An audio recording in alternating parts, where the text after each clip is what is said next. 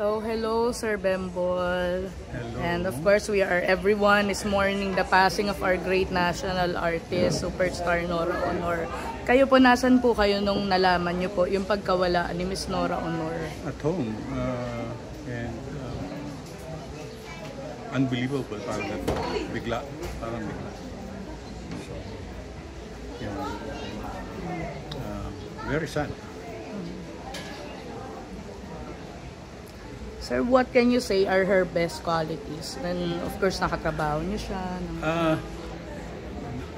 Best quality she has is her being down to earth. Masyadong nasa lupa. At yun, very gentle person. Beautiful. Kailan po kayo huling nagkausap ni Miss Nora Aunor?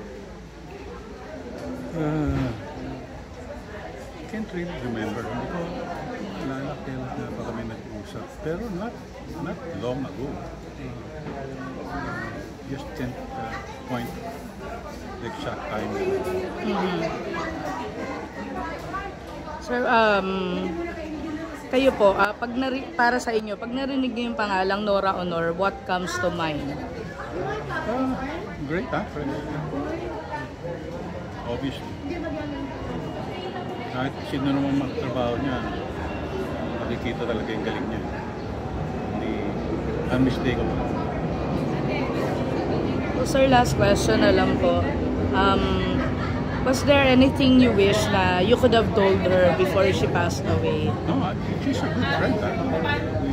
Whenever we get together, we always have a good time chatting with each other. Very good friend. Thank you po, sir.